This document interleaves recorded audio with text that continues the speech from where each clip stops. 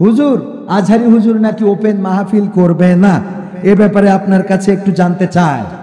আজহারি ভাই চাঁপাইনবাবগঞ্জে একটা করেছিলেন, চাপায়ে তো বিভাগীয় প্রোগ্রামের মধ্যে চাঁপাইনবাবগঞ্জে করেছিলেন, রাজশাহীটা, ঠিক কিনা? তো আজহারি ভাই সিদ্ধান্ত নিয়েছেন এই বছর আর এই বিভাগীয় প্রোগ্রামগুলোও করবেন না।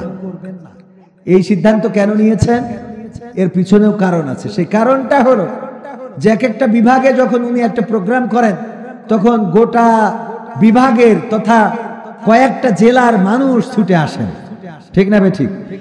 সামনে আসছে নির্বাচন, নির্বাচনকে কেন্দ্র করে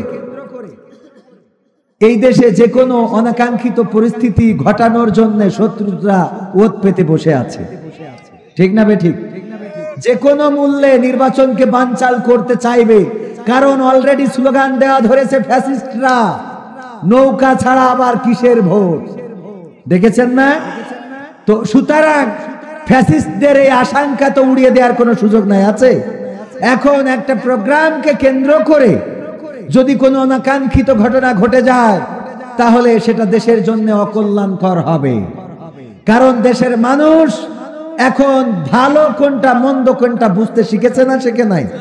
এতদিনের অজের ফসল মানুষ বুঝতে পেরেছে, আগামীর দিন হবে কোরআনের দিন, আগামীর দেশ হবে কোরআনের দেশ। সুতরাং সেই আকাঙ্ক্ষিত জায়গাটাকে নষ্ট করা যাবে, আর তাই নষ্ট যদি না করতে হয় তাহলে নিজেদেরকে সচেতন থাকার দরকার আছে না নাই? শত্রুর ফাঁদে পা দেয়া যাবে না, শত্রুর ফাঁদে পা দিলেই ক্ষতি হয়ে যেতে পারে। ডক্টর মিজানুর রহমান আজহারি সিদ্ধান্ত নিয়েছেন যে এখন যদি প্রোগ্রাম করতে যায় বা প্রোগ্রাম করতে চায়, প্রশাসনের সহযোগিতা ছাড়া একটা এই যে বিভাগীয় শহরে প্রোগ্রাম বাস্তবায়ন করা খুবই কষ্টকর। কিন্তু প্রশাসন তো এখন অনেকটাই টালমাটালে রয়েছে, আছে না নাই? ফ্যাসিস্টদের দোসর এখনো আছে না নাই? পুলিশ চিন্তা করে বিজিবি দেখবে, বিজিবি চিন্তা করে সেনাবাহিনী দেখবে, আর সেনাবাহিনী চিন্তা করে পুলিশ দেখবে, এই মাঝখান দিয়ে কেউই দেখে না। এই অবস্থা না? এখন পুলিশের কাছে কিছু নিয়ে গেলে বলে যে যেহেতু সেনাবাহিনী আছে আপনারা তার কাছে ক্যাম্পে যাইতে পারেন, ক্যাম্পে গেলে বলে যে আপনারা থানায় যান। এরকম আছে না নাই? এরকম ঘটে না? ঘটে না? অনেক ঘটনা ঘটে যাচ্ছে। তো এই জন্যে এই মাহফিলকে কেন্দ্র করে যেন অনাকাঙ্ক্ষিত কোনো পরিস্থিতির সম্মুখীন হতে না হয়, তাই ডক্টর মিজানুর রহমান আজহারি সিদ্ধান্ত নিয়েছেন এই বছর আর বিভাগীয় শহরগুলোতেও ওপেন আউটডোরে আউট লোকেশনে কোনো প্রোগ্রাম করবেন না, তবে ইনডোরের প্রোগ্রামগুলো উনি করবেন। এবং উনি যে হাসানা ফাউন্ডেশন করেছেন আপনারা জানেন, এই হাসানা ফাউন্ডেশনে ব্যাপক সময় তাকে দিতে হচ্ছে। শিক্ষা ব্যবস্থায় ব্যাপক পরিবর্তন তিনি আনতে চান, এই জন্যে শিক্ষা ব্যবস্থার উন্নয়ন ঘটাতেই মূলত হাসানা ফাউন্ডেশন দিয়ে নানানভাবে কাজ করে যাচ্ছেন। আর তাই এই হাসানা ফাউন্ডেশনে সময় দিতে যেও উনি মূলত আউটডোরের প্রোগ্রামগুলোতে আসবেন এবং সেটা নিয়ে একটু চিন্তা করবেন, এই সময়টা ওনার কম হয়ে যাচ্ছে। তাই সিদ্ধান্ত নিয়েছেন যে আগামীতে আউট লোকেশনে প্রোগ্রাম করবেন না। কিন্তু আমরা প্রত্যাশা করি দেশের অবস্থা ভালো হোক, নির্বাচিত সরকার ক্ষমতায় আসুক, আমরা যেন নিরাপদে স্বাচ্ছন্দ্যের সাথে কোরআনের মূল কথাগুলো শুধুমাত্র ওপেন আউটডোরে লোকেশনে আউট লোকেশনে তাফসির মাহফিলে নয়, আমরা যেন টেলিভিশন জুড়ে দিলে সেখানেই এই জাতীয় তাফসির কারকদের ওয়াজ শুনতে পাই, সেই দিন দিক বলেন আমিন। এই দিন আমরা কি চাই? সাইদির ওয়াজ বিটিভিতে হোক, এটা কি চান? সাইদির ওয়াজ বাজবে চ্যানেলে, প্রতি জুমাবারে যেভাবে সিনেমা চালানো হয়, ইসলামী রাষ্ট্র যদি কায়েম হয় প্রতি জুমাবারে সিনেমা নয়, এই জাতীয় মুফাসসিরদের ওয়াজ চালানো হবে। চাঁপাইনবাবগঞ্জে বোঝা যাচ্ছে মিছিল করা যাবে, কারণ এটা উর্বর মাটি, এই মাটিতে শহীদের রক্ত পড়েছে, 4 জন শহীদ ঘুমানো এই জমিনে, সুতরাং এই মাটিটা উর্বর, বলেন ঠিক না বেঠে? এই জমিনের মাটিতে বেশি কথা বলা লাগবে না, যেই চারা রোপণ করা হবে রে সেই চারা থেকেই গাছ গজিয়ে যাবে ইনশাআল্লাহ। সব দলেরই দেখা হলো, সব দলেরই দেখা হলো, কেমন করে চালায় দেশ, আগামীতে চাই যে দেখতে দাড়ি টুপির বাংলাদেশ, আগামীতে চাই যে দেখতে আল কোরআনের বাংলাদেশ।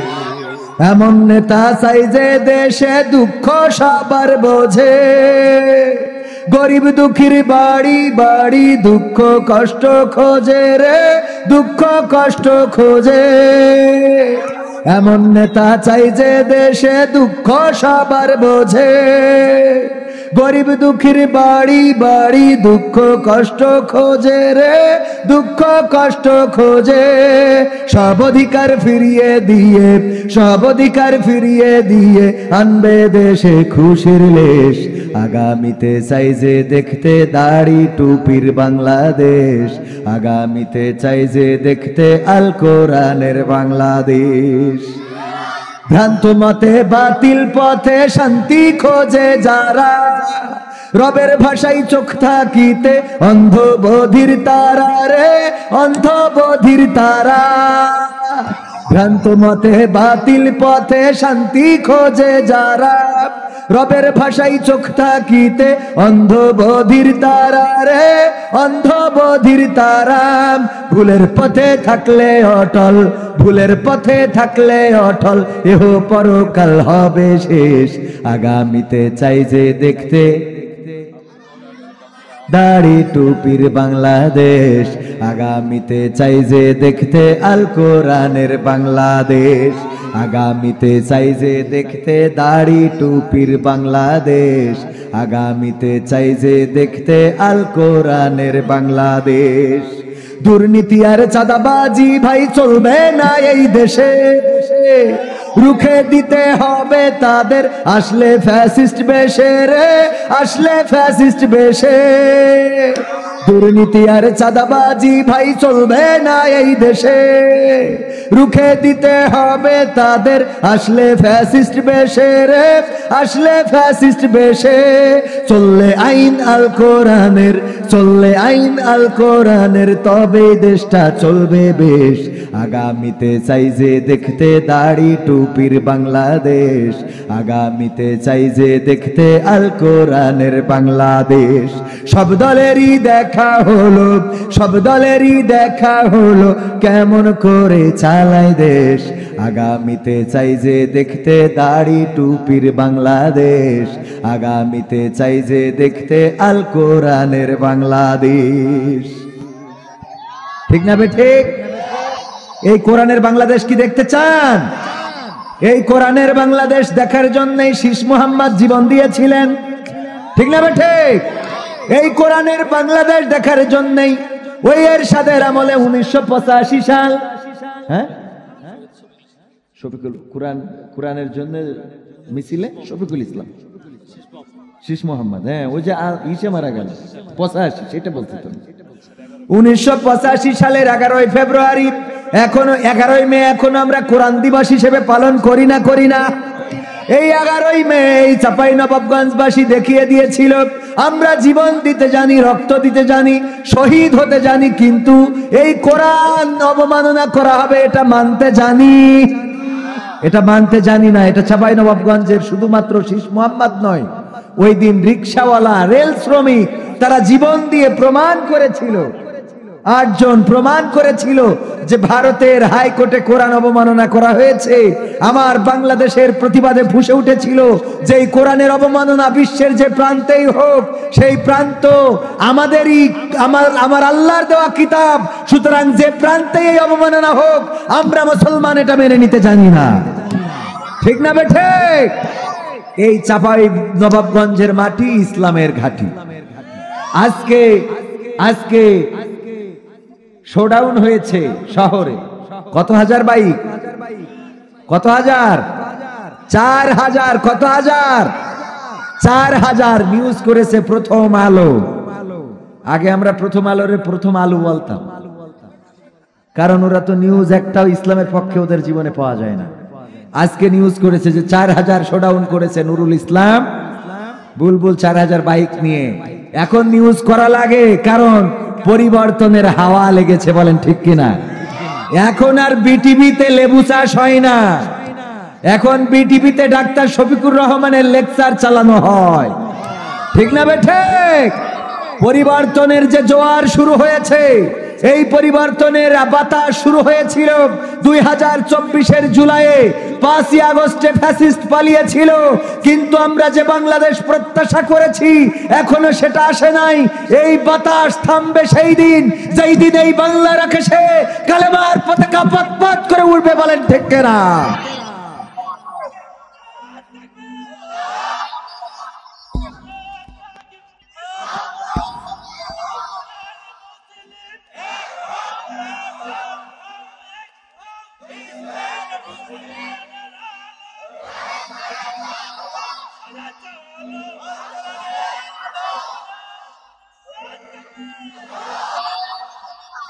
সম্মানিত ভাইয়েরা, এই চাপাই নবাবগঞ্জ থেকে কোরআনের সূর্য দেখা যাবে। এই চাপাই নবাবগঞ্জ থেকে উদ্দীপ্ত একটা লাল টকবকে সূর্য উদিত হবে, যেই সূর্য হবে নিরাপত্তার সূর্য, যেই সূর্য হবে বৈষম্য বিরোধী সূর্য, যেই সূর্য হবে ধর্ষণ বিরোধী সূর্য, যেই সূর্য হবে চাঁদাবাজ বিরোধী সূর্য। এবং সেই সূর্য উদিত হয়ে এমন আলো ছড়াবে যে আলোর ঝলকানিতে গোটা বাংলাদেশ আলোকিত হবে। দুর্নীতি বন্ধ হবে, ধর্ষণ বন্ধ হবে, জেনা বন্ধ হবে, পাপাচার বন্ধ হবে, কদাচার বন্ধ হবে, নামাজ কায়েম হবে, যাকাত ভিত্তিক অর্থ ব্যবস্থা চালু হবে। গরিব দুঃখী মেহনতি জনতা তারা তাদের অধিকার ফিরে যাবে। খুন গুম হবে না, হত্যা ধর্ষণ গণধর্ষণ হবে না। বাংলাদেশের প্রতিটা মানুষ থাকবে নিরাপদে। বেধর্মীরাও এমন ভাবে বাংলাদেশে বসবাস করবে, ডিমের মধ্যে কুসুম যেমন থাকে তেমনি নিরাপত্তা পাবে বেধর্মীরাও। বলেন ঠিক না? সেই সূর্য কি আপনারা দেখতে চান? সেই সূর্য যদি দেখতে হয় তাহলে কোরআনের কাছে আসতে হবে। কিসের কাছে? কোরআনের কাছে। এবং এই জমিন কোরআন দিয়ে চালানোর জন্য সর্বোচ্চ ত্যাগ আমাদের স্বীকার করতে হবে। আল্লাহ দিয়েছেন জমিন, আল্লাহ পথও বলে দিয়েছেন, ঠিক কিনা? মানুষ সৃষ্টি করেছেন, এই মানুষকে বেঁচে থাকার জন্য আমরা মাঝে মাঝে বলি পানির অপর নাম কি, এটা বলি না আমরা? এখন যদি আওয়ামী লীগের লোক মনে করে ঠিক আছে আল্লাহ বলেছে পানির অপর নাম জীবন, বা আল্লাহ পানি আমাদের জীবনের জন্য অপরিহার্য করে দিয়েছে, তো আমরা আজকে থেকে আল্লাহর কুরআন তো যেহেতু কায়েম করতে চাই না, সুতরাং আল্লাহর দেওয়া এই সিস্টেমটাও পাল্টে দিয়ে আমরা পেট্রোল খেয়ে থাকি। বলেন শরীর টানবে? শরীর যদি টানেও পেট্রোলের যে দাম প্রতিদিন 4 লিটার করে খেয়ে দেখেন তো, আমার ভাই জানাতে পারবে, ঠিক না ভাই? ঠিক। পেট্রোলের যে দাম পাওয়া যাবে, পারা যাবে তো। আল্লাহ এই শরীরের কিছু দিক নির্দেশনা দিয়ে দিয়েছেন, আল্লাহ কিছু অপরিহার্য করে দিয়েছেন। চোখের কাজ হলো দেখা, কানের কাজ হলো শোনা। কেউ চোখ দিয়ে মানে শুনতে চাইলে শুনতে পারবে? গোটা পৃথিবীর ডাক্তাররা যদি চেষ্টা করে এখন থেকে কান দিয়ে শুনবো না, চোখ দিয়ে শুনবো, সম্ভব? আবার যদি কেউ চোখ বাদ দিয়ে কান দিয়ে দেখতে চায় তা কি হবে? তো যে জমিন দিলেন সেই জমিন চালানোর জন্য আল্লাহ রাব্বুল আলামিন এমন অপরিহার্য কিছু আইন, কিছু কানুন দিয়ে দিয়েছেন। এখন আপনি আমাদের কাজ হলো আমরা চোখ দিয়ে দেখতে চাই না, কান দিয়ে দেখতে চাই। তার মানেটা কি? চোর চুরি করলে হাত কেটে দাও, বিধানটা কার? আমরা এইটারে পাল্টে আরেকটা বানাইছি। কথা কয় না? জেনা করলে একরকম শাস্তি, ধর্ষণ করলে একরকম শাস্তি। কোরআনে সব আইন আছে না নাই? আমরা নিজেরা নিজেদের মতো করে বানাই নিয়েছি না নিই নাই? খুন করলে ইসলামের বিধান কি? তাকেও একইভাবে হত্যা করা, কিসাস কায়েম করতে হবে। রক্তের বদলে রক্ত, হত্যার বদলে হত্যা, কানের বদলে কান, নাকের বদলে নাক। এখন কি এটা আছে? বরং যে খুন করে এই খুনি বাংলাদেশের নেতায় রূপান্তরিত হয়ে যায়। খুনির এই সমাজে দাম বেড়ে যায়, ধর্ষণকারীর দাম বেড়ে যায়, চাঁদাবাজির দাম বেড়ে যায়, চুরি ডাকাতি যারা করে তাদের মূল্য বেড়ে যায়। বলেন ঠিক কিনা? দেখবেন যে বেছে বেছে যারা দুর্নীতিবাজ, চাঁদাবাজ, ধর্ষণকারী, জেনাকারী এরাই বিভিন্ন দলের বড় বড় লিডার। আছে না নাই? তার মানে ওরা কান দিয়ে দেখতে চায়, চোখ দিয়ে শুনতে চায়। আল্লাহর আইনের বিকল্প আইন তৈরি করেছে। এটা কি কখনো কিয়ামত পর্যন্ত শান্তি দিতে পারবে? এটা কখনো? পা দিয়েছে হাঁটার জন্য, আপনি পা উপর মুখ দিয়ে হাত দিয়ে হাঁটা শুরু করে দিয়েছেন। পা উপরে দিয়ে হাত দিয়ে হাঁটেন, মানুষ এটা মানবে? কথা কয় না। আপনার কি ভালো দেখা যাবে এটা? না সমাজ ভালো বলবে? বরং হাত দিয়ে হাঁটলে বলবে এটাই পাগলাই করে, কেন পাগল বলবে না সবাই? মুখ দিয়েছে খাওয়ার জন্য, পায়খানা করার জন্য একটা রাস্তা দিয়েছে, আপেল নিয়ে ওখানে ধরেছে। যারা ইসলামের বিরুদ্ধে যায়, কোরআনের বিরুদ্ধে যায়, ওদের অবস্থাটা এটা, ওদের দৃষ্টান্ত এইটা। আল্লাহ মুখ দিয়েছেন খাওয়ার জন্য, আপনি যেই জায়গা দিয়ে বের করতে হয় ওখানে আপেল ঢুকাইলে হবে? তো আপনারা তো সেটা যারা করতে চায়, আল্লাহ তাদের হেদায়েত নসিব করে দিন, বলেন আমিন। আল্লাহ দিয়েছেন বিধান কিভাবে এই সমাজটা চালাইতে হবে। এর মধ্যে কি জামাতের আমিরের কোনো কথা আছে? এর মধ্যে কি আপনাদের মাদ্রাসার হাফেজ সাহেবের কথা? এর মধ্যে কি বিএনপির সভানেত্রীর কথা? এই কথাটা কার? সুতরাং আল্লাহর এই কথা, এর বিরুদ্ধে যারা যায় ওরা কারা? ঠিক না বে ঠিক? কোত্থেকে আসে ওরা? হ্যাঁ, আল্লাহ দিল বিধান। এতে জামাত ইসলামের আইন, হেফাজতে ইসলাম, চরমনাই ইসলাম না, এই আইনটা কার? তো আসেন না সবাই মিলে এটাই কায়েম করি। এইটা যদি আমার দেশে এখন বিএনপি কায়েম করতে চাই, তাইলে জামাতের কি আর দরকার আছে? বরং সবাই মিলে সেই বিএনপির মিছিলে গেলেই হয়ে যাবে। যারা কোরআন কায়েম করে দিতে চাইবে, এই কোরআনটা যদি আওয়ামী লীগ কায়েম করতে চায়, তাইলে আওয়ামী লীগকে আর ভারতে থাকার কি দরকার হবে? না, দরকার হবে না। কারণ আমরা চাই এই জমিনে কোরআনের আইন কায়েম হয়ে যাক। আমরা চাই না ডাক্তার শফিকুর রহমানের কোনো কথা কায়েম হোক। আমরা চাই না মতিউর রহমান নিজামী কিংবা তারেক রহমান অথবা খালেদা জিয়া কোনো ব্যক্তির আদর্শ কায়েম হোক, এটা চাই না। আমরা চাই আল্লাহ রাব্বুল আলামিন যেই বিধান দিয়েছেন এই সমাজে, সেই বিধানটাই কায়েম করে দিতে হবে। এই কাজের দায়িত্ব যদি বিএনপি নেয়, আমরা বিএনপির লোক, কথা কয় না। এই দায়িত্ব যদি জাসদ নেয়, আমরা জাসদের লোক। এই দায়িত্ব যদি বাসদ নেয়, আমরা বাসদের লোক। এই দায়িত্ব যদি চরমনাই নেয়, আমরা তাদের লোক। এই দায়িত্ব যদি হেফাজতে ইসলাম নেয়, তাদের লোক। কিন্তু এই দায়িত্বের বিরুদ্ধে যদি জামাতে ইসলাম দাঁড়িয়ে যায়, তাইলে তাদের বিরুদ্ধে স্লোগান দেওয়া লোক হলাম আমরা। ঠিক না বেঠে? কথা কি ক্লিয়ার না ভেজাল আছে? কথা ক্লিয়ার? ওগো আমার ভাইরা, এই জন্যে যারা আমাদেরকে শত্রু মনে করেন, যারা আমাদেরকে গালি দেন, যারা আমাদেরকে স্টেজে অপমান করেন, বিভিন্ন ভাবে নানান ভাবে লাঞ্ছিত করেন, অথবা আমাদের ময়দানে কথা বলতে দেন না, এখন আমাদের ভাইয়ে ভাইয়ে দ্বন্দ্ব বেড়েছে না কমেছে? একসাথে আমরা কতদিন রাজপথে থাকলাম? 15, 16, 17 বছর একই সাথে রাজপথে থাকলাম, একই সাথে আমরা লড়াই করলাম, স্লোগান দিলাম, অবরোধ ডাকলাম, রাস্তা বন্ধ করলাম। এখন কি এমন হয়ে গেল? কিসের কারণে এখন আবার ভাইয়ে ভাইয়ে দ্বন্দ্ব বেঁধে গেল? কিসের কারণে? কারণ তো একটাই, যেই নবী মুহাম্মদ 40টা বছর মক্কাবাসীর কাছে কি ছিলেন? আল আমিন। কি ছিলেন? আল আমিন, বিশ্বস্ত। এমনকি তারা আল্লাহর নবী সাল্লাল্লাহু আলাইহি সাল্লামকে সর্বোচ্চ সত্যবাদী হিসাবেই জানতেন। শুধু জানতেন না, মেনেও নিয়েছিলেন। আল্লাহর রাসূলকে তারা এমন করে গ্রহণ করেছিলেন। মক্কা কাবা সংস্কার করার পরে হাজরে আসওয়াদ নামক কালো পাথরটা বসাতে হবে। 4টা গোত্র তারা দ্বন্দ্ব করা শুরু করে দিল। যেমন ধরেন আওয়ামী লীগের গোত্র বলল আমরা বসাবো, বিএনপি বলল আমরা, জামাত বলল আমরা, হেফাজত বলল আমরা। 4 গোত্র হাজরে আসওয়াদ বসাবে। 4 গোত্র চিন্তা করলো, যেহেতু আমরা বসাতে চাই, এখন কোন গোত্রের সাথে সারেন্ডার করতে রাজি না, যে তোমরা বসাও, অসুবিধা নেই, আমরা মেনে নিলাম। সবাই বলে আমরাই এককভাবে বসাবো, আমাদের গোষ্ঠী বড়, আমরা বেশি শক্তিশালী, আমাদের বেশি সম্পদ আছে, আমরাই বড় লোক, সুতরাং আমরা বসাবো। এই নিয়ে যখন তাদের দ্বন্দ্ব চলতে লাগলো, মিটিং এর পরে মিটিং, মিটিং এর পরে মিটিং, সিদ্ধান্তে আসলো কোনো কথা নয়, আমরা 4 গোত্র যুদ্ধ করব। এই যুদ্ধে যেই গোত্র জিতে যাবে সেই গোত্র হাজরে আসওয়াদ কালো পাথরটা কাবাতে বসাবি। এটা কি ভালো কাজ?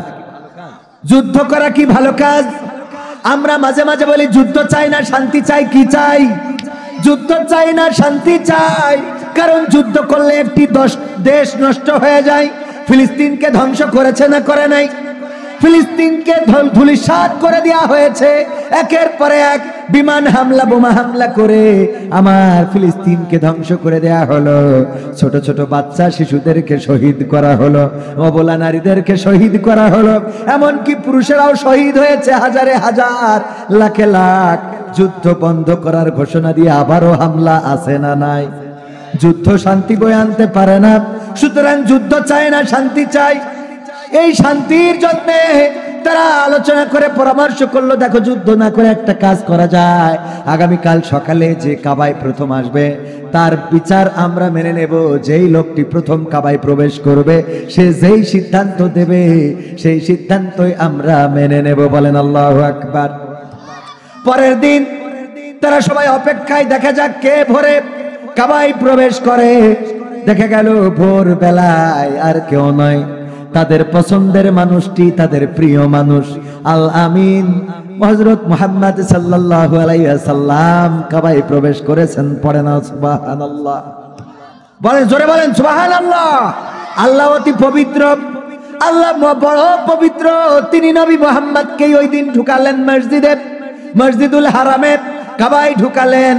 কাবায় আসার পরে ওই কাফেরেরা বলল, দেখেছো আজকে আমরা যাকে বড় বিশ্বাস করি, যাকে আমরা সত্যবাদী মনে করি, যাকে আমরা ইনসাফপূর্ণ বিচারের ভারসাম্য যার মধ্যে আছে আমরা মনে করি, সেই ব্যক্তি কাবায় প্রবেশ করেছে, সুতরাং তার দেওয়া রায়টা আমরা মেনে নেব। নবী মুহাম্মাদের কাছে বলা হলো, গো নবী মুহাম্মদ, কাবা তো সংস্কার করা হয়ে গেল, তখন নবী মুহাম্মদ নবুয়ত পান নাই।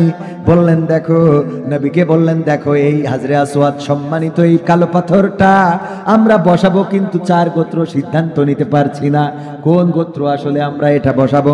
যারাই বসাবে তারা সম্মানিত হবে, এই জন্য কেউ কারো অধিকার ছেড়ে দিতে চায় না। এখন কি করা যায়? নবী মুহাম্মদ সাল্লাল্লাহু আলাইহি সাল্লাম বললেন, তোমাদের 4 জন, তোমাদের 4 গোত্রের 4 জন দলপ্রধান গোত্র প্রধানদেরকে নির্বাচিত করো। তোমাদের মধ্যে কে প্রধান, একজন একজন করে 4 জন 4 দল থেকে পাঠাও। 4 গোত্র থেকে 4 জন গোত্র প্রধান তারা আসলো। আল্লাহর নবী সাল্লাল্লাহু আলাইহি সাল্লাম নিজের চাদরটা বিছিয়ে দিলেন, তারপরে চাদরের উপরে পাথরটা রাখলেন। এবার বললেন 4 গোত্র প্রধানের 4 জন তোমরা 4 কোণা ধরো এবং হাজরে আসওয়াদ যেখানে বসাতে হবে সেখানে নিয়ে যাও। 4 গোত্র প্রধান নিয়ে গেল। আল্লাহর নবী সাল্লাল্লাহু আলাইহি সাল্লাম আবার চাদর থেকে পাথরটা নিয়ে যেই জায়গায় স্থাপন করা লাগবে সেখানে স্থাপন করে দিলেন। বলেন আল্লাহু আকবার। 4 গোত্রের যুদ্ধ থেকে বাঁচিয়ে দিলেন কে? আমার নবী মুহাম্মদ। এবং এই রায়টাও তারা মেনে নিলেন, এই বিচারটা মেনে নিলেন যে চাদরের উপরে রেখে দাও, চাদরটার 4 কোণায় 4 জন দাঁড়াও, আমি রেখে দিলাম, নিয়ে যাও। ওখানে রাখার পরে নবী মুহাম্মদ রাখলেন, কেউ কোনো অভিযোগ করে নাই, বরং রায়টা মেনে নিয়েছেন, বিচারটা মেনে নিয়েছেন। কিন্তু যেই দিন আল্লাহর নবী বললেন, ওগো মক্কাবাসী তোমরা সবাই আসো, আমি তোমাদের কিছু কথা শোনাতে চাই। ওগো মক্কাবাসী সবাই একত্রিত হয়ে যাও, আগামী যে দিন আসছে সেই দিন তোমাদের একটু সিদ্ধান্ত নিতে হবে, ডিসিশন নিতে হবে, তোমরা কোন দলের পক্ষে সিল মারবা। কথা তো একই, কাজও একই, বুঝেননি? কথাও এক, কাজ এক। এখন তোমাদের সিদ্ধান্ত নেওয়ার সময় এসেছে। আল্লাহ আমাকে নবী করে পাঠিয়েছেন, আমি তোমাদের উপরে নবী হয়ে এসেছি। তোমাদেরকে আমি যদি বলি, ওগো মক্কাবাসী এই পাহাড়ের ওই পাশে বাঘ আছে, তোমরা বিশ্বাস করবা নাকি? বলে তা করব। যদি বলি পাহাড়ের ওই পাশে শত্রু আছে, বিশ্বাস করবা নাকি? বলে তা করব। কারণ তুমি কোনোদিন মিথ্যা বলো নাই, কোনোদিন প্রতারণা করো নাই, কোনোদিন কাউকে গালি দাও নাই, গালমন্দ করো নাই, সুতরাং তোমার কথা বিশ্বাস করা যায়। আল্লাহর নবী বললেন, যদি তাই হয় তোমাদের জীবনের পরে আর একটা জীবন আছে, সেই জীবনে আল্লাহ তোমাদের আমল নামার হিসাব নিবেন, তোমাদের নেক এবং বদ আমলের হিসাব হবে। ওই দিন যারা আমি মুহাম্মদকে নবী বলে মেনে নেবে, আল্লাহকে রব বলে স্বীকার করে নিয়ে তার ইবাদত বন্দেগী করবে, তারা বেঁচে যাবে। আর যারা আল্লাহ এবং আমাকে মানবে না, তারা জাহান্নামের আগুনে নিক্ষিপ্ত হয়ে যাবে। এই কথা বলার পরে যেই মক্কাবাসী নবী মুহাম্মদকে আল আমিন বলতো, সেই মক্কাবাসী আবার নবী মুহাম্মদকে পাগল বলে আখ্যায়িত করেছে। বলেন ঠিক কিনা? এখনো এরকম বলে না? বলে না? এখন পাগল না বললেও বলে রাজাকার। কি কার? স্লোগান ঠিক আছে না নাই? আগেও ছিল, একটু চেঞ্জ হয়েছে। আল্লাহর নবী যেভাবে সতর্ক করেছিলেন এখনো সতর্ককারীরা একইভাবে সতর্ক করেন যে আগামীর দিন আসছে, সেই দিন যদি তোমরা আল্লাহ ও তার রাসূলের পক্ষ না নাও তাইলে কিন্তু বড় বিপর্যয় নেমে আসতে পারে। দুনিয়ার জমিনে লাঞ্ছনা আসতে পারে, আর পরকালের জীবনেও গঞ্জনা আছে না নাই? কথা কয় না, আছে না নাই?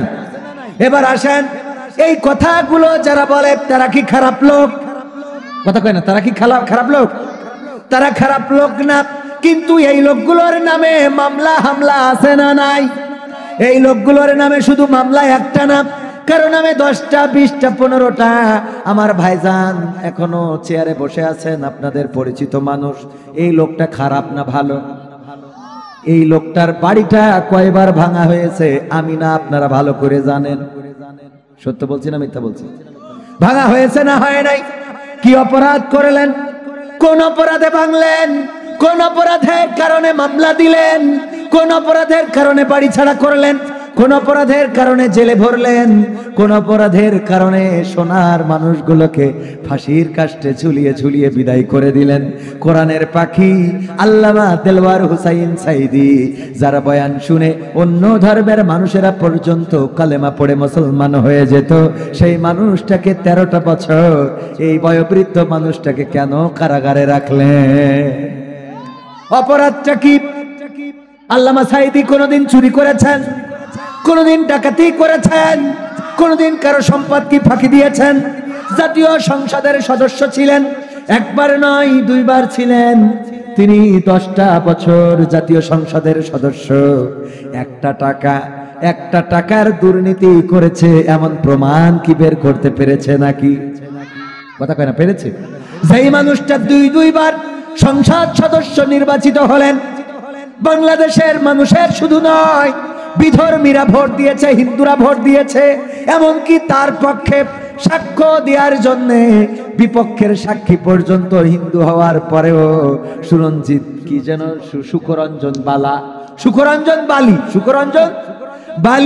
সুখরঞ্জন বালি একজন হিন্দু রাষ্ট্রপক্ষের সাক্ষী ছিল। সেই রাষ্ট্রপক্ষের সাক্ষী পর্যন্ত সিদ্ধান্ত নিল আমি সাইদির বিরুদ্ধে সাক্ষ্য দেব না। কথা কয় না, ঠিক না বেঠিক? এই সিদ্ধান্ত নেওয়ার কারণে সুখরঞ্জন বালি না মুসলমান, না নামাজি, না দাড়িওয়ালা, না টুপিওয়ালা, না জুব্বাওয়ালা, বরং সে নরেন্দ্র মোদীর লোক। ঠিক না বেঠিক? একই জাতে। ওগো আমার ভাইরা, সেই মানুষটাকে পর্যন্ত গুম করে দেয়া হলো। ভারতের দমদম হাসপাতাল জেলখানাতে পাওয়া গিয়েছিল। বলেন ঠিক না বেঠিক? হয়তো হিন্দু হওয়ার কারণে বেঁচে ছিল, হিন্দু হওয়ার কারণে হয়তো একটু দাদারা বেঁচে থাক। ঠিক না বেঠিক? আলোচনা কি চলবে? শুনতে কি রাজি আছেন? সঙ্গীত কি শোনাবো? সঙ্গীত শোনাবো আমার যুবকদের জন্য। সঙ্গীত আছে না নাই? আজকালকের ছেলেরা বই নিয়ে আর বসে না, ও বাবা গুগলে সার্চ করিয়া পড়ি। ওরে কালের মেয়েরা কোরআন হাদিস ধরে না, এখনকার মা বোনেরা এই কোরআন পড়ে না। ও আল্লাহ, টিকটকে ভিডিও ওরা করে। চাপাই নবাবগঞ্জে করে না? করে? এখানেও টিকটকে ভিডিও করে। ওরা কারা? কোত্থেকে এলো ওরা? বোরখা পরে টিকটক করার লোক আছে না নাই? বোরখা পরে ঘুরে ঘুরে টিকটক করে। আমি বলি এইগুলো আল্লাহওয়ালা টিকটকার। কি টিকটকার? আল্লাহওয়ালা মানে সব যাই যাক, কিন্তু বোরখা ছাড়বে না, পর্দা করে টিকটক করে। ওগো আমার ভাইরা, এই সমাজ কোন সমাজে আমরা এসে পতিত হয়েছি? আগে সকাল বেলাতে দেখতাম আমাদের মা বোনেরা গুনগুন করে কোরআন তেলাওয়াত করতেন। বলেন ঠিক না বেঠিক? এখন কি এই কোরআন তেলাওয়াত আছে? মক্তবগুলোতে ছাত্রদের ভিড় পড়ে যেত, সারিবদ্ধভাবে সকালবেলা কোরআন বুকে নিয়ে আর বিবুকে নিয়ে শীতে মাপলা জড়িয়ে কাঁপতে কাঁপতে কাঁপতে কাঁপতে মাদ্রাসায় যেত কোরআন শিখার জন্য। এখন এই সংখ্যাটা অনেক জায়গায় একদমই নাই। বলেন ঠিক কিনা? আজকালকের ছেলেরা বই নিয়ে আর বসে না, গুগলে সার্চ করিয়া পড়ে। ওরে কালের মেয়েরা কোরআন হাদিস ধরে না, এখনকার মা বোনেরা কোরআন হাদিস পড়ে না, ওয়াল্লাহ টিকটকে ভিডিও ওরা করে। আজকালকের ছেলেরা বই নিয়ে আর বসে না, গুগলে সার্চ করিয়া পড়ে। আগের সময় প্রেম করিলে মুরব্বীরা বলতো পাইছো কি, এখন বলে শখ করিয়া বাবু তুমি খাইছো কি। আগের সময় প্রেম করিলে মুরব্বী জনেরা বলতো পাইছো কি, এখন বলে শখ করিয়া বাবু তুমি খাইছো কি। লজ্জা শরম নাই আইলাম কোন জামানাই, লজ্জা শরম নাই আইলাম কোন জামানাই, ভবিষ্যৎ দেখি অন্ধকারে। আজকালকের ছেলেরা বই নিয়ে আর বসে না, ও বাবা মোবাইলে সার্চ করিয়া পড়ি। নতুন করে হয়েছে চালু এখন আবার কোন ট্রেন্ড, পরিচয় করাই দেখি এই আমার গার্লফ্রেন্ড। আছে না নাই? নতুন করে হয়েছে চালু এখন আবার কোন ট্রেন্ড, পরিচয় করাই দেখি এই আমার বয়ফ্রেন্ড। শরমের মাথা খাইয়া গেছে ওরা পাগল হইয়া, শরমের মাথা খাইয়া গেছে সব পাগল হইয়া, ভবিষ্যৎ দেখি অন্ধকারে।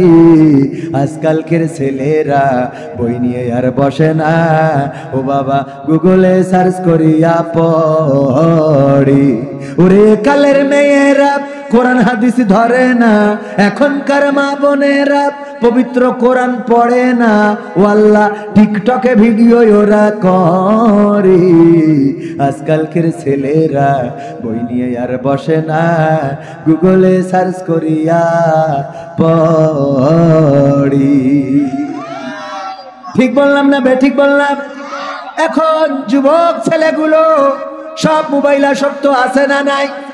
বই ধরে না আগের মতো, এখন আর বই পড়ে না, ইসলামী সাহিত্য পড়ে না, জ্ঞান অর্জন করে না। যদি কিছু জানতে চায় গুগল মামার কাছে জিজ্ঞাসা করে, মামা এটা বলে দেন। নতুন আবার ফিতনা হয়েছে এআই। কি আই? এআই। এখন ওর সাথে গল্প করা যায়। কি করা যায়? গল্প করা যায়। এআই কে আপনি যা বলতে চান তাই করে দেবে, যা শুনান যা শুনতে চান তাই শুনিয়ে দেবে। আপনি যদি জিজ্ঞাসা করেন চাঁপাইনবাবগঞ্জ কোথায়, এই শিবগঞ্জ কনসার্টে আসবো কিভাবে, ও একেবারে রাস্তা বলে দেবে। ঢাকা থেকে কেমন করে রওনা দেবেন, কোন কায়দায় আপনি এখানে পৌঁছাবেন, এর নাম কি আই। আপনারা বোঝেন তো? এটা অনেক মুরব্বী এটা বুঝবেনই না, কিন্তু এগুলো এক নয়া ফিতনা শুরু হয়েছে। কি ফিতনা? নয়া ফিতনা। ও আমার ভাইরা, সব যদি এরকম এআই নির্ভর হয়ে যায়, গুগল নির্ভর হয়ে যায়, অনলাইন নির্ভর হয়ে যায়, তাইলে মানুষের আর কোনো মেধা থাকবে? মেধা থাকবে? মেধা থাকবে না। আপনার ফোনে যেহেতু মোবাইল রাখা যায়, সুতরাং আপনি এখন হাফেজ হওয়ার চিন্তা বাদ দিলেন, যে ফোনে যেহেতু মেমোরি আছে আমি মেমোরিতে লোড করে রাখবো, খামাখা মাথার মধ্যে ঢুকানোর দরকার কি? এরকম চিন্তা আসতে পারে না? কথা কয় না? অথচ এই কোরআন, আল্লাহর নবী কোরআন সংরক্ষণের জন্য হাফেজদেরকে গুরুত্ব দিয়েছেন, বিশ্বনবীর সাহাবীরাও গুরুত্ব দিয়েছেন। কারণ হলো এমন একটা কিতাব কিয়ামত পর্যন্ত সংরক্ষণ করবেন, এটা সিনার মধ্যে ধারণ করার দরকার আছে না নাই? মেমোরিতে ধারণ করার দরকার আছে না নাই? হঠাৎ করে যদি আমাদের এই বিশ্বের এআই গুলো অথবা এই ডিজিটালাইজ সবকিছু আল্লাহ রাব্বুল আলামিন ধ্বংস করে দেন, আল্লাহর ক্ষমতা আছে না নাই? বিদ্যুৎ চমকাইলো কোথায়? কোথায়? আকাশে বিদ্যুৎ চমকায়। হঠাৎ করে বাড়ির টেলিভিশন নষ্ট হয় না? হয় না? কথা কয় না? বিদ্যুৎ চমকাইছে আকাশে, ফিউজ পড়ে গেছে বাড়িতে, ঘরে, তাই না? আল্লাহ রাব্বুল আলামিন যদি এমন কিছু করেন যে বিকট কোন একটা শব্দ হবে, সব স্যাটেলাইট চুরমার হয়ে যাবে, ফোনগুলো নষ্ট হয়ে যাবে, নেটওয়ার্ক চলে যাবে, আবার দুনিয়ার মানুষ আগের জামানায় ফিরে আসবে। এখন বলেন দেখি, যারা মোবাইল নির্ভর হয়ে গেছেন, যারা ফোন নির্ভর হয়ে গেছেন, নিজের কোনো বিদ্যা, নিজের কোনো জ্ঞান বোধ বুদ্ধি নাই, এই উপায় আপনাদের কি হবে? একটু চিন্তা করেন, একটু চিন্তা করে দেখেন। হঠাৎ করে শেখ হাসিনা ইন্টারনেট বন্ধ করে দিয়েছে, মনে আছে না নাই? ইন্টারনেট বন্ধ করে দিল, মোবাইলে আর টাওয়ার পায় না, কেউ কারোর সাথে যোগাযোগ করতে পারে না, কেউ কারো খোঁজ নিতে পারে না। ঢাকাতে পড়ে সন্তান আমার, না জানি কি হলো, এতটুকু জানারও সুযোগ। যদি শেখ হাসিনা বন্ধ করতে পারে তা আল্লাহ মনে হয় পারে না, কথা কয় না। শেখ হাসিনা যদি ইন্টারনেট বন্ধ করতে পারে, আল্লাহ তো গুড়াতে তার কেটে দেবে ডাইরেক্ট, ঠিক না বে ঠিক? এই ক্ষমতা আল্লাহর আছে না নাই? এই জন্য মোবাইল নির্ভর হওয়া যাবে না, ফোন নির্ভর হওয়া যাবে না, নিজেরা বই নির্ভর হওয়ার দরকার আছে না নাই? আল্লাহ বললেন ইকরা বিসমি রাব্বিকাল্লাযী খলাক। আল্লাহ প্রথম যে আয়াত নাজিল করলেন সেটা কি? ইকরা। কি? ইকরা, পড়ো পড়ো, খালি পড়ার উপরে থাকো। যদি পড়তে পারো বলতে পারবা, যদি পড়তে পারো লিখতে পারবা, যদি পড়তে পারো তাহলে তৈরি করতে পারবা, যদি পড়তে পারো নতুন কিছু আবিষ্কার করতে পারবা, যদি না পড়ো তাইলে আবিষ্কার করা সম্ভব হবে। আমার নবী মুহাম্মদ কোন স্কুলে যান নাই, কোন ভার্সিটিতে যান নাই, কোথাও পড়েন নাই, কিন্তু পড়িয়েছেন কে? আমার আল্লাহ রাব্বুল আলামিন আমার নবীকে পড়ালেন, বললেন ইকরা, পড়ো পড়ো তোমার প্রভুর নামে যিনি তোমাকে সৃষ্টি করেছেন। ওগো আমার ভাইয়েরা, আল্লাহ রাব্বুল আলামিন আল্লাহর নবীকে পড়ানো দিয়ে শুরু করলেন, আর সেই নবীকে আল্লাহ বিশ্ববাসীর জন্য শিক্ষক বানিয়ে দিয়েছেন। বলেন সুবহানাল্লাহ। পড়ালেন কে? আল্লাহর ছাত্র, আল্লাহ পড়িয়েছেন। এই জন্য আল্লাহ রাব্বুল আলামিন নবী মুহাম্মদকে শিক্ষক করে দিয়েছেন গোটা বিশ্বের মানুষের জন্য। আল্লাহর নবীর আদর্শের মধ্যে সবকিছু আছে না নাই? রাষ্ট্র ক্ষমতায় ছিলেন বিশ্ব নবী, আবার ছাগল চড়িয়েছেন বিশ্ব নবী, অন্যের আন্ডারে চাকরি করেছেন বিশ্ব নবী, আবার নিজেও চাকরি দিয়েছেন বিশ্ব নবী, দান করেছেন বিশ্ব নবী, হাদিয়াও নিয়েছেন বিশ্ব নবী। আল্লাহর নবী সাল্লাল্লাহু আলাইহি সাল্লাম এই পৃথিবীর জমিনে প্রতিটা সেক্টরে সেক্টরে সব জায়গায় ভূমিকা রেখেছেন। স্ত্রীর সাথে কেমন আচরণ করা লাগবে আল্লাহর নবী সেটা করে দেখিয়েছেন না দেখান নাই? স্ত্রীদের সাথে রোমান্টিকতার দরকার আছে না নাই? আল্লাহর নবী রোমান্টিকতা করেছেন। স্ত্রীকে বললেন, ওগো স্ত্রী চলো, আজকে চাঁদনি রাত, আকাশে চাঁদ উঠেছে, চলো তোমার সাথে আমি একটু দৌড় প্রতিযোগিতা করব, দেখবো দৌড় প্রতিযোগিতায় কে ফার্স্ট হয় কে সেকেন্ড হয়। আল্লাহর নবী স্ত্রীকে নিয়ে দৌড় দিলেন, দৌড় প্রতিযোগিতা করলেন। বলেন তো দেখি, আমরা যারা আল্লাহর নবীর উম্মত আজ পর্যন্ত স্ত্রীর সাথে একটা র্যাকেট কি খেলেছেন? কখনো খেলেছেন? শীতকাল আসছে, র্যাকেট খেলবেন কার সাথে? কথা কয় না, মানে যুবকরা বলছে আমাকে তো বউই নেই, তা কব কি? ঠিক না বেটে? যাদের আছে তারা বলেন কার সাথে র্যাকেট খেলতে হবে? স্ত্রীর সাথে র্যাকেট খেলবেন, এটা আল্লাহর নবীর সুন্নাহ। কালকে প্রশ্ন করবেন যে হুজুর এটা আবার কই, র্যাকেট তো হাদিসে নাই। রাসূল সাল্লাল্লাহু আলাইহি সাল্লাম স্ত্রীর সাথে প্রতিযোগিতা করেছেন, দৌড় প্রতিযোগিতা। তখন যদি র্যাকেট থাকতো আল্লাহ রাসূল হয়তো র্যাকেটও খেলতেন। আল্লাহ রাসূল দৌড় প্রতিযোগিতা করলেন, দৌড়ে বিশ্ব নবী হেরে গেলেন। আম্মা আয়েশা রাদিয়াল্লাহু তাআলা আনহা ফার্স্ট হয়ে গেলেন। বলল, আমি জিতে গেছি গো নবী, আপনি আমার সাথে দৌড়ে পারেন নাই। আল্লাহর নবী বলল, ঠিক আছে, আবার আরেকদিন দেখা হবে, আবার আরেকদিন দেখা হবে, দেখা যাক সেই দিন কে জিতে যায়।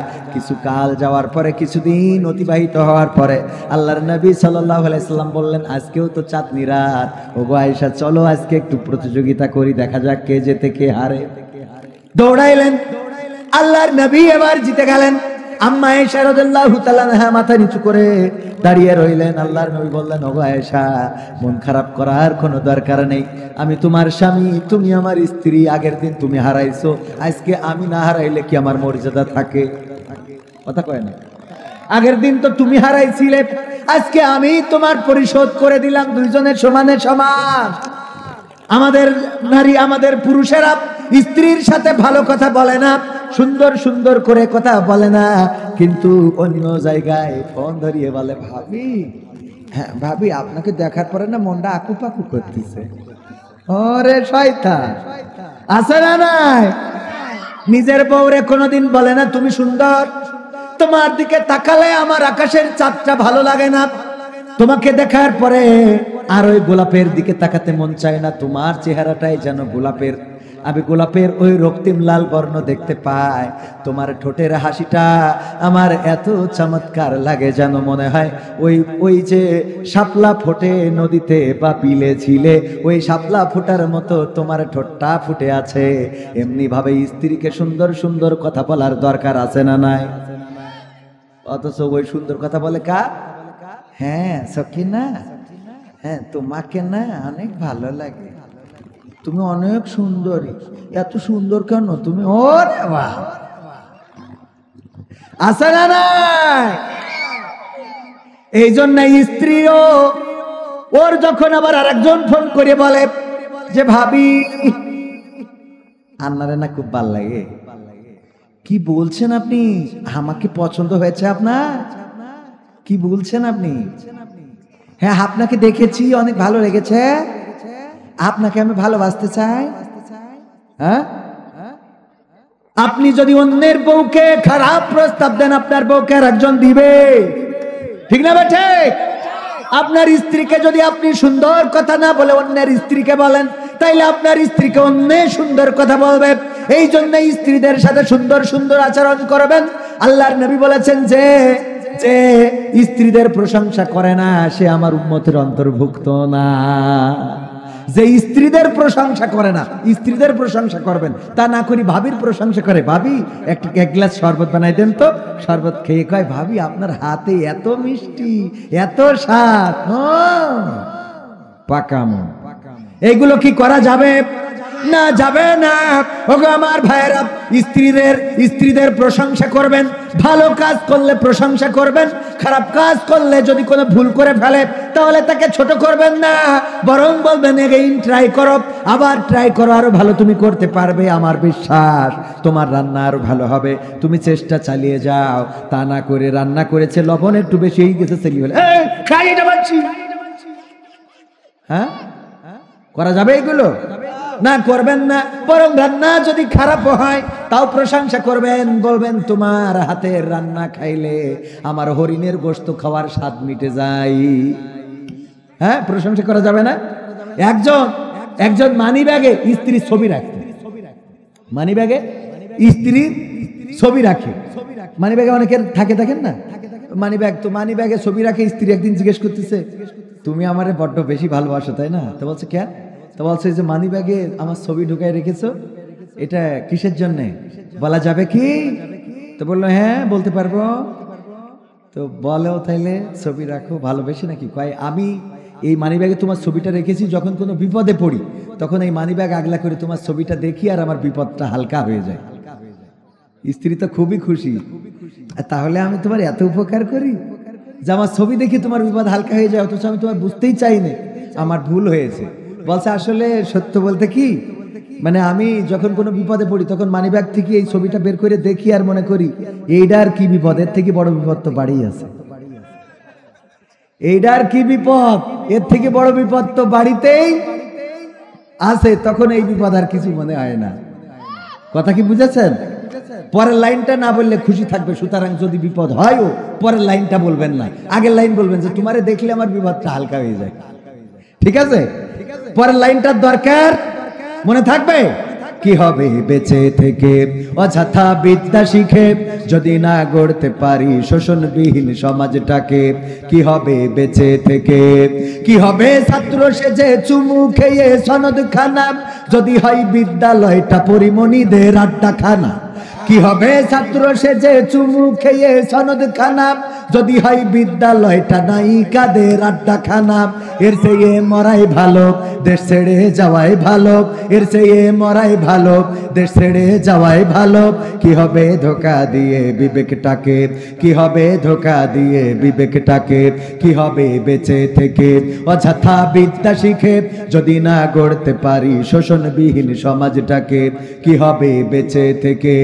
কি হবে যুবক নামের বোঝা হয়ে এই ধরাতে যেখানে মা বোনেরা ধর্ষিতা হয় দিনে রাতে? ধর্ষণ আছে না নাই? এই ধর্ষণ যদি বন্ধ করতে হয় তাহলে কি করা লাগবে? কোরআনের আইন কায়েমের দরকার আছে না নাই?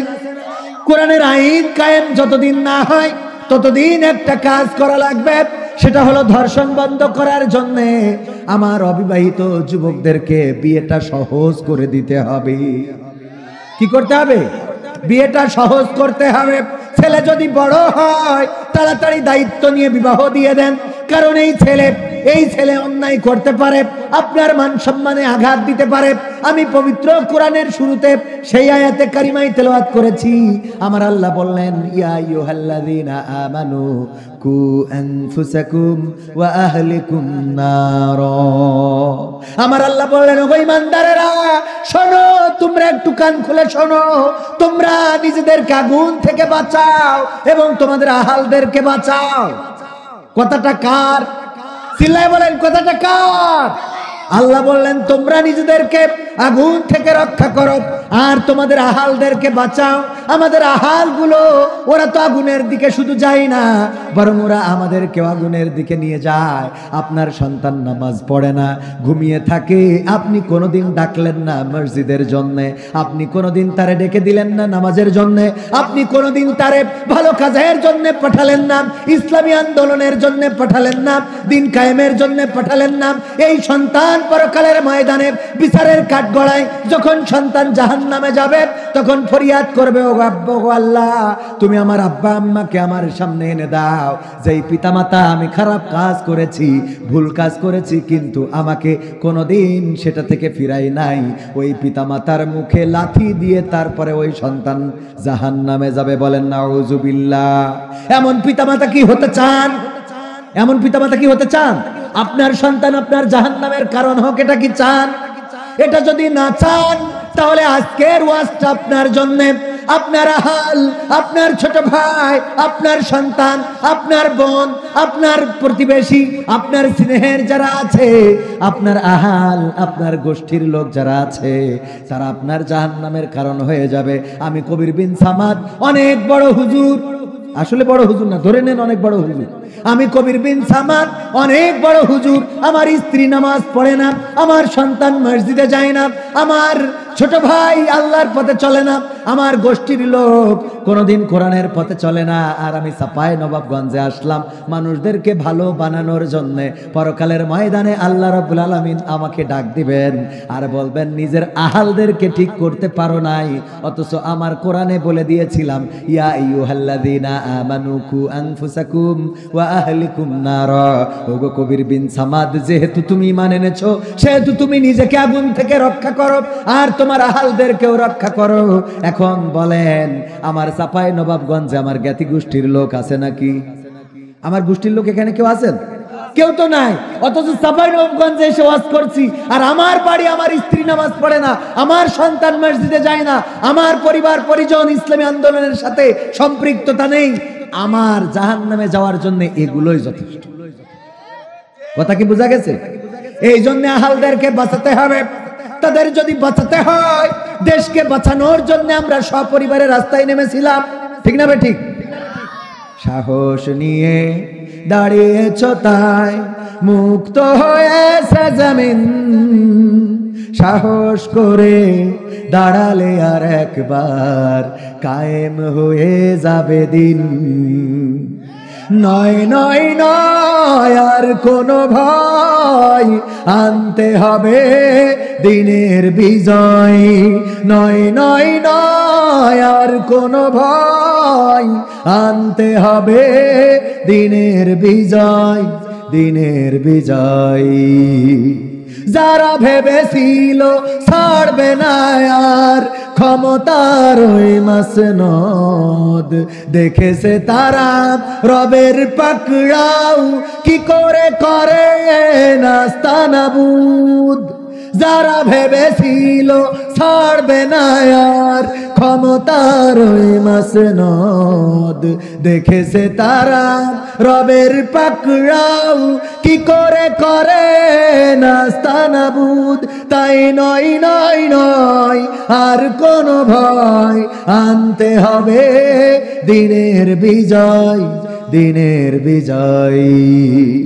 মানুষের সাথে যারা করেছে দুশ্মনী, করেছে বাড়াবাড়ি, দেশের বুকে তাদের হয়নি তো জায়গা, যেতে হলো মামার বাড়ি। মানুষের সাথে যারা করেছে দুশ্মনী, করেছে বাড়াবাড়ি, দেশের বুকে তাদের হয়নি তো জায়গা, যেতে হলো মামার বাড়ি। তাই নয় নয় নয় আর কোনো ভয়, আনতে হবে দিনের বিজয়, দিনের বিজয়। কাবা রক্ষায় যেই মহারব পাঠিয়েছিলেন আবাবিল, আজও তিনি দয়াময় তেমনি আছে, বদলেনি তো এক তিল। কাবা রক্ষায় যেই মহারব পাঠিয়েছিলেন আবাবিল, আজও তিনি দয়াময় তেমনি আছে, বদলেনি তো এক তিল। তাই নয় নয় নয় আর কোনো ভয়, আনতে হবে দিনের বিজয়, দিনের বিজয়। সাহস নিয়ে দাঁড়িয়েছ তাই মুক্ত হয়েছে জমিন, সাহস করে দাঁড়ালে আর একবার কায়েম হয়ে যাবে দিন। ঠিক না বেঠে? আল্লাহর জমিনে আল্লাহর দিন কায়েম হয়ে যাবে যদি সাহস করে আর একবার কোরআন বুকে নিয়ে দাঁড়াতে পারেন। শীষ মুহাম্মদ যেমন কোরআনের সম্মান রক্ষার জন্য নিজের জীবন বিলিয়ে দিয়েছেন, আরো 3 জন আপনার অঞ্চলে রক্ত দিয়েছেন, জীবন দিয়েছেন, যেই কোরআন কায়েম দেখার জন্য, সেই কোরআন কায়েম করার জন্য যদি আমরা সিদ্ধান্ত নিতে পারি, রক্ত লাগে রক্ত দেব, জীবন লাগে জীবন দেব, জেলে যাওয়া লাগে জেলে যাব, ফাঁসির কাস্টে ঝোলা লাগে ঝুলব, তবুও বাংলার জমিনে আল্লাহর দিন কায়েম না হওয়া পর্যন্ত 5ই আগস্টে যেমন আমরা সিদ্ধান্ত নিয়ে রাজপথে নেমেছিলাম আর ঘরে ফিরি নাই ফ্যাসিস্টের বিদায় না করা পর্যন্ত, এমন সিদ্ধান্ত যদি আর একবার নিতে পারি, তাইলে বাংলার জমিনে কোরআনের দিন কায়েম হয়ে যাবে। ঠিক না বেঠে? আমরা সাহস করে দাঁড়িয়েছিলাম বলে পালিয়েছে কারা? কথা কয় না? এমপিরা সব কোথায় গেল? মন্ত্রীরা সব কোথায় গেল? কোথায় কাদের কাকা? তাদের ছাড়া দেশটা এখন লাগে ফাঁকা ফাঁকা। পালাবো না, প্রয়োজন হলে ফখরুলের বাসায় গিয়ে উঠব। মনে আছে আপনাদের? পালাইনি কিন্তু আছে কোথায়? শোনাবো শোনাবো, শুনবেন? শোনা যাবে? আমার যুবকদের জন্যও কিছু সঙ্গীত। তুমি যার লাগিয়া এমবি ভরো, তার তো বাটন ফোন। শোনাবো শোনাবো, শুনবেন ইনশাআল্লাহ। আর আধা ঘন্টা থাকা যাবে না? আধা ঘন্টা থাকবেন? কারা কারা থাকবেন হাত দেখতে চাই। লিল্লাহে তাকবীর। আল কোরআনের আলো, আল হাদিসের আলো, আমার নেতা তোমার নেতা, লিল্লাহি তাকবীর। কোরআনের সাথে যারা করবে দ্বন্দ্ব, তাদের সাথে কবু হবে না আপোষ। হবে? এখন তাকবীর দিলেও বাধা দেয়, কয় আমাদেরও স্লোগান আছে। তাকবীর কি কারো বাবার স্লোগান? স্লোগানটা কার? তো আল্লাহর স্লোগান, এটা তো সবার। এটা কার? পাশেরতে বলে যে এই স্লোগান দিয়েন না, এইগুলো দিলে আবার ভয় করে অন্তরের মধ্যে। এরা আছে না নাই? এই ভয় যাদের করে এরা বাতিল। এরা কি? বাতিল। এরা বামপন্থী। কারণ হক কথা, ডানপন্থী কথা শুনলে যাদের আগুন ধরে যায় গায়ে, বুঝে নেবেন এরাই বাতিল, এরাই বামপন্থী লোক। বলেন ঠিক কিনা? কোরআনের সাথে যারা করবে দ্বন্দ্ব, তাদের সাথে কবু হবে না আপোষ। জেল জুলুম হলেও হবে, জেল জুলুম হলেও হবে, বিবেকের কাছে তবু রব নির্দোষ। আমার রবের কাছে রব নির্দোষ, মহান প্রভুর কাছে রব নির্দোষ। কোরআনের সাথে যারা করবে দ্বন্দ্ব, তাদের সাথে কবু হবে না। কোরআনের কথা যারা বলে যাই আজ তাদের দমাতে কত ফন্দি, কাউকে ধরে নিয়ে দিয়েছে ফাঁসি, কাউকে রেখেছিল বন্দি। কোরআনের কথা যারা বলে যাই আজ তাদের দমাতে কত ফন্দি, কাউকে ধরে নিয়ে দিয়েছে ফাঁসি, কাউকে রেখেছিল বন্দি। হক কথা বললেই জ্বলে যায় গা, কোরআনের কথা সইতে পারে না। হক কথা বললেই জ্বলে যায় গা, কোরআনের কথা সইতে পারে না। জানি না তাদের আমাদের পরে কেন এত আক্রোশ। জেল জুলুম হলেও হবে, জেল জুলুম হলেও হবে, বিবেকের কাছে তবু রব নির্দোষ। আমার রবের কাছে রব নির্দোষ, মহান প্রভুর কাছে রব নির্দোষ। কোরআনের সাথে যারা করবে দ্বন্দ্ব তাদের সাথে কবু হবে না। কোরআনের কথা আজ বলতে গেলে আসছে বাধা কত ভাবে, কোরআন প্রেমিকেরা হাতে রেখে হাত সামনে এগিয়ে যাবে। কোরআনের কথা বলতে গেলে বাধা আসে না? কয়দিন আগে দেখেছেন না আমাকে স্টেজে একটু মান অপমান, হ্যাঁ দেখেছেন আপনারা? চোখে পড়েছে? উনি নমিনেশন পেয়েছেন একটি দল থেকে। আলহামদুলিল্লাহ বলবেন না কি বলবেন সেটা আপনাদের ব্যাপার, কিন্তু আমি বলি যে নমিনেশন পাওয়ার জন্য আমারও কিছু কৃতিত্ব আছে। কারণ আমার সাথে আচরণ করার জন্য গোটা দেশে পরিচয় করাই দিয়েছে, সেই সাথে লন্ডনেও পরিচিত হতে পেরেছে না পারে না? পরিচিত হওয়ার কারণে বুঝতে পেরেছে যে নেতা একজন আছে, এই নেতাকে নমিনেশন দিতে হবে। এই জন্য আমারও কিছু অবদান আছে না নাই? আল্লাহ রাব্বুল আলামিন যদি এটা কল্যাণের হয় কবুল করুন, পড়েন আমিন। যদি অকল্যাণের হয় সে সিদ্ধান্ত আল্লাহ নিবেন। এই সমাজের জন্য, জাতির জন্য যারা কল্যাণকর আল্লাহ যেন তাদেরকে নির্বাচিত করেন, পড়েন আমিন। যারা এই জাতির জন্য কল্যাণকর নয়, এই জাতির জন্য যারা হুমকি, এই দেশের স্বাধীনতা সার্বভৌমত্বের জন্য যারা হুমকি, আল্লাহ যেন তাদেরকে এই জমিনে বিজয় দান না করেন, পড়েন আমিন। কারণ আমরা স্বাধীনতার পর থেকে দেখে আসছি আমাদের অনেক কিছু খাওয়ানো হয়েছে।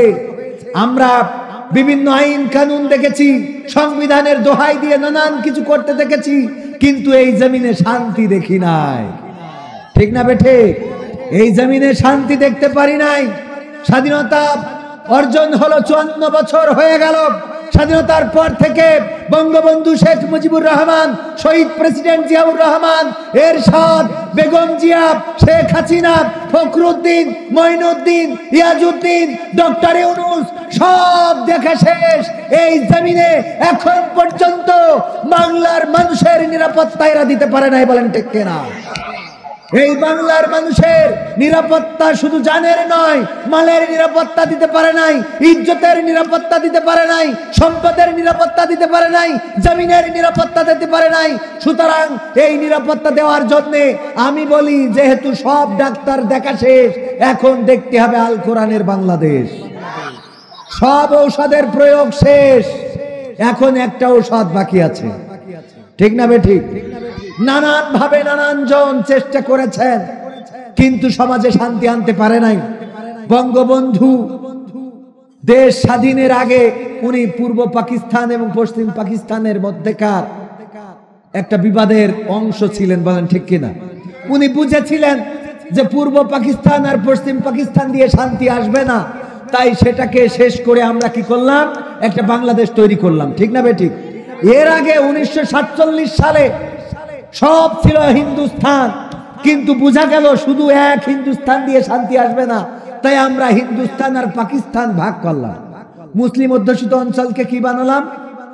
পাকিস্তান, আর হিন্দু অধ্যুষিত অঞ্চলকে হিন্দুস্তান। সেই হিন্দুস্তান বানালাম, পাকিস্তান বানালাম, তারপরেও শান্তি আসলো না বলে পাকিস্তানকে আবার বাংলাদেশ বানালাম। সেই বাংলাদেশ বানানোর পরে একের পর এক সরকার চেঞ্জ হয়েছে, একের পর এক সরকার এসেছে গিয়েছে, কিন্তু বাংলাদেশের মানুষের ভাগ্যের অবস্থার পরিবর্তন হয় নাই। এখনো নিরাপদে বাড়িতে ঘুমাতে পারে না, এখনো নিরাপদে স্ত্রী নিয়ে বেড়াতে যেতে পারে না। রাত হয়ে গেলে ভয় লাগে যে না জানি এই রাস্তায় কোন বিপদের সম্মুখীন হতে হয়। আর চাঁদাবাজি তো একেবারে মহামারীর রূপ ধারণ করেছে। ঠিক না বেঠিক? চাঁদা দিতে হয় না, ব্যবসা করে চাঁদা দেয় না, দিতে হয় না এমন লোক কমই আছে। এইগুলো বন্ধ করার জন্য আমি প্রায়ই বলি যে এই গ্রামে যদি কারো রোগ হয়, গ্রামের একটা ডাক্তার আছে না, এই ডাক্তার এসে যদি চেক করে দেখে যে খারাপ অবস্থা, উনি কি ওষুধ দেয় না, বলে যে ভাই আমার দিয়ে হবে না, একটু দয়া করে কানসার্টে নিয়ে যাও, এটা বলে না? এবার কানসার্টে যাওয়ার পরে উনি যদি চেক করে দেখেন না পেটের মধ্যে কি আছে কি নাই, আমি তো বুঝে পাচ্ছি না, আল্ট্রাসাউন্ড করা দরকার বা একটু ভালো দেখানো দরকার, তাহলে চাঁপাইনবাবগঞ্জে নিয়ে যাও। চাঁপাইনবাবগঞ্জে যদি বলে আমাদের মেশিনটা তো ভালো নেই, আপনারা রাজশাহী ইবনে সিনাতে নিয়ে যান, এরকম বলে না? একের পরে এক। রাজশাহী যদি মনে করেন যে না আমাদের দিয়ে হবে না, তাইলে বলবে এটা ঢাকায় রেফার করে দেন, ঠিক না ঠিক? ওনারা ঢাকায় রেফার করেন। যদি ঢাকা মনে করে যে আমরা পারবো না, তাইলে বলে দেশের চিকিৎসা হবে না, যদি পয়সা থাকে তাইলে বিদেশে নিয়ে যান, বলে না? বলে না? আমি বলি যেহেতু স্বাধীনতার পর থেকে এত ডাক্তার চলে গেল, একেবারে গ্রাম থেকে শহর পর্যন্ত, একেবারে গ্রাম থেকে ঢাকা পর্যন্ত, কোন ডাক্তারই তো শান্তি দিতে পারে নাই। সুতরাং একটু কি পরামর্শ দেওয়া যায় না যে যেহেতু আমাদের প্রেসক্রিপশনে, আমাদের ঔষধে এই দেশের চিকিৎসা হলো না, সুতরাং তোমাদের কাছে যে প্রেসক্রিপশন আছে সেই ঔষধ দিয়ে একবার চিকিৎসা করে দেখো। এটা কি একবার বলা যায় না যে যেহেতু আমাদের ওষুধে শান্তি আসছে না, সুতরাং আল্লাহর ঔষধ, আল্লাহর দেওয়া প্রেসক্রিপশন দিয়ে একটু চিকিৎসা করে দেখি। আল্লাহর প্রেসক্রিপশন যদি কায়েম হয়ে যায় তবেই শান্তি, কথা কয় না? তবেই শান্তি। আর পালাবে কারা? এমপিরা সব কোথায় গেল, মন্ত্রীরা সব কোথায় গেল, কোথায় কাদের কাকা? তাদের সারা দেশটা এখন লাগে ফাঁকা ফাঁকা, ওদের সারা দেশটা এখন লাগে ফাঁকা ফাঁকা। আইন মন্ত্রী আটকে গেল আইনেরই ফাঁকে, দাড়ি সারা দরবেশের ভণ্ড ভণ্ড লাগে। আইন মন্ত্রী আটকে গেল আইনেরই ফাঁকে, দাড়ি সারা দরবেশের ভণ্ড ভণ্ড লাগে। শুনছি কত নেতা নেত্রী খাইতেছে ভাই ডান্ডা, বিচারপতি কালামানিকের ফাটিয়েছে আন্ডা। পলকের ঝলক গেল, পলকের ঝলক গেল থামিয়ে নেটের চাকা, তাদের সারা দেশটা এখন লাগে ফাঁকা ফাঁকা, ওদের সারা দেশটা এখন লাগে ফাঁকা ফাঁকা। কই গেল সেই সংসদেতে মমতাজের গান, কোথায় গেল হযরত বলা স্বামী মোসওয়ান? এখন কি দেখা যায় খেলা হবে? এখন কি বলে? বলে না। কারণ ঐক্যবদ্ধ ভাবে এই জাতির রাজপথে দাঁড়ানোর কারণে যারা এই জাতির সোনার সূর্য সন্তানদেরকে মানুষ মনে করতে পারে নাই, তাদেরকে জেলে ভরেছে, ফাঁসির কাস্টে ঝুলিয়েছে, রিমান্ডে নিয়েছে, অত্যাচার নির্যাতন করেছে, খুন করেছে, গুম করেছে। আল্লাহ রাব্বুল আলামিন এই ঐক্যবদ্ধ জাতি যখন জুলাইয়ের রাজপথে নেমেছে তখন বিজয় দান করে দিয়েছে, ঠিক না ঠিক? কই গেল সেই সংসদেতে মমতাজের গান, কোথায় গেল হযরত বলা স্বামী ওসমান? ইনু মেনন দীপু মনি আছে কারাগারে, বাপ করিলেও পাপ কখনো ছাড়ে কি আর তারে? কোথায় গেল স্পিকারের, কোথায় গেল স্পিকারের দৃষ্টি আঁকা বাঁকা? তাদের সারা দেশটা এখন লাগে ফাঁকা ফাঁকা, ওদের সারা দেশটা এখন লাগে ফাঁকা ফাঁকা। কোথায় গেল আরাফাত আর ব্যারিস্টার সুমন? কথা বলার সময় তারা করেনি ওজন। মুরগি কবির খাইছে ধরা, জাফর কোথায় আছে? গোপনে কি সেও গেল মোদি দাদুর কাছে? কোথায় গেল এ সালমের, কোথায় গেল এ সালমের কাড়ি কাড়ি টাকা? তাদের সারা দেশটা এখন লাগে ফাঁকা। লাগে না? লাগে না। কেন ফাঁকা ফাঁকা লাগে? কারণ আগে কিছু হইলেই অমনি আমরা মিডিয়ায় দেখতে পেতাম সুন্দর করে বিবৃতি দিয়ে দিচ্ছে এটা জামাত শিবিরের কাজ। কিছু হইলেই মামলা আছে না নাই? কিছু হইলেই দোষ। উদাহরণ দিতে যেয়ে বলি, এই যে আপনাদের এখানে বর্ডার আছে না, বর্ডার দিয়ে একজন বাইসাইকেলে করে মিস্টার বল্টু বালু নিয়ে যাচ্ছে, বাইসাইকেলে একটা বস্তায় বালু দাঁড় করালো প্রশাসনের ভাইয়েরা। এই এতে কি স্যার? বালু স্যার। কয় বর্ডার দিয়ে তুমি বালু নিয়ে যাচ্ছ, এটা কোনো কথা? চেক করে দেখে না সত্যিই বালু, কইলো যাও ছেড়ে দিলাম। এরপরে আবার দ্বিতীয় আরেকদিন দেখে ওই সাইকেলে করে বস্তায় নিয়ে যায় কি যেন কয় কি এতে বালু স্যার সত্যিই বালু হ্যাঁ স্যার আচ্ছা চেক করে দেখি চেক করে দেখে বালু বললো ঠিক আছে যাও তৃতীয় আবার বাস্তায় বালু ধরে বললো এই বালু ঢাকায় পাঠাবো কারণ এই বালু শুধু বালু হইতে পারে না কারণ বর্ডার দিয়ে মানুষ কত কি পাচার করে তুমি খালি বালু পাচার করো সাইকেলে করে এটা হইতে পারে না ঢাকায় পাঠাইছে যে ল্যাবে দিয়ে এটা দেখবো এটাতে কোনো নাশকতা আছে কিনা চেক করে দেখে না বালু বল্টুর সাথে কনসার্টে দেখা প্রশাসন লোক বলছে এই বল্টু সাইকেলে করি প্রতিদিন এই বালু পাচার করিস কোন দুঃখী ভারত থেকে মানুষ তো কত কি নিয়ে আসে তুই সাইকেলে করি বালু পাচার করিস কেন বলছে স্যার সত্যি কথা বলবো কয় সত্যি কথা হলো স্যার আমি আসলে সাইকেলে করি বালু পাচার করিনি আমি মূলত ভারত থেকে ওই সাইকেলটা পাচার করি কি পাচার করে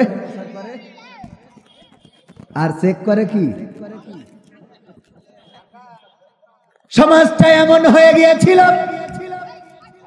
চুরি হয় ছিনতাই হয় খুন হয় নাশকতা হয় রানা প্লাজা ধসে পড়লো বলল সকাল বেলা জামাত শিবির গেট ধরে ঝাঁকিয়েছে মনে আছে আপনাদের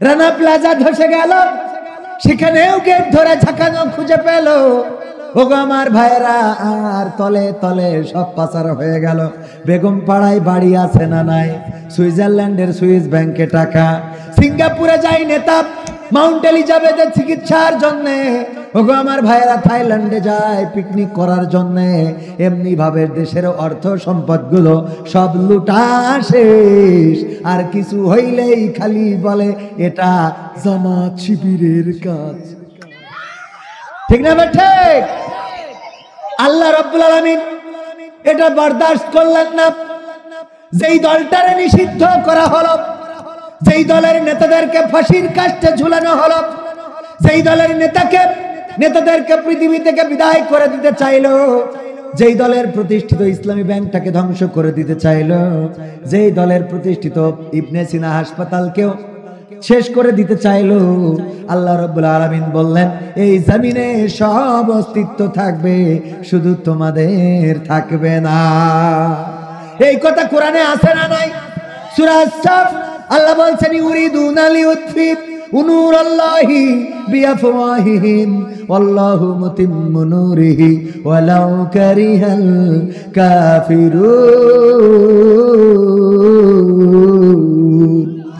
আমার আল্লাহ বলছেন ওরা চায় মুখের ফু দিয়ে ওই কাফেররা চায় মুখের ফু দিয়ে দিনের আলোকে নির্বাপিত করে দেবে নিভিয়ে দেবে কিন্তু আমি আল্লাহ চাই আমার কোরআনের আলোকে প্রজ্বলিত করে রাখবো যতই তাদের কলিজার মধ্যে জ্বালা পোড়া হোক না কেন বলেন সুবহানাল্লাহ আল্লাহ প্রজ্বলিত রেখেছে না রাখে নাই এই মঞ্চে যাদের উঠা নিষেধ ছিল এই মঞ্চে যারা আসতে পারবে না কথা বলতে পারবে না এখন তারা ওপেন ঘুরে বেড়ায় বলেন ঠিক কিনা আর যারা ওপেন ছিল রে তারা এখন কেউ দেশে না আছে দেশে নাই আবার তারা 13 তারিখে লকডাউন করতে চায় কি ডাউন লকডাউন এখন কি করে নাই যে লকডাউন দিতে কথা কয় না লকডাউনের কথা শুনছেন না আপনারা এই বাঙালি আর লকডাউন মানবে না এই বাঙালি লকডাউনে আর বিশ্বাস করে না কারণ যে স্বৈরাচার বিদায় নিয়েছে এই স্বৈরাচার আর এই বাংলার জমিনে প্রতিষ্ঠিত হতে দেয়া হবে না সেই স্বৈরাচার যে কোনো দলের হতে পারে অন্য কোন দলেরও যদি হয় আর স্বৈরাচার প্রতিষ্ঠিত হতে দেয়া হবে না এই জমিনে যেহেতু আমরা রক্ত ঝরিয়েছি কোরআন কায়েম না হওয়া পর্যন্ত এই রক্ত ঝরানো বন্ধ হবে না যদি প্রয়োজন হয় ইসলামী আন্দোলনের জন্য যদি আমাদের রাহবারগণ ডাক দেন রাজপথে ঝাঁপিয়ে পড়ে বুকের তাজা রক্ত যদি এই জমিনে ঢালতে হয় আবু সাইদের মতো মুগ্ধর মতো শান্তর মতো বুক পেতে দিয়ে আমাদের রক্তে এই জমিনকে রঞ্জিত করে রক্তের সাগর যদি বয়ে যায় সেই রক্তের সাগরে সাঁতার কেটে কেটে একটি রক্তাক্ত বিপ্লবী কালেমার পতাকা বাংলার জমিনে উড়াবই উড়াবো রাজি কারা কারা দেখতে চায় সম্মানিত ভাইরা আপনারা কি রাজি দিনের আলো কি দেখতে চান কোরআন কায়েম দেখতে চান হাত টান টেনে করেন টান করেন আরো টান হ্যাঁ করেছেন বাম হাত নামা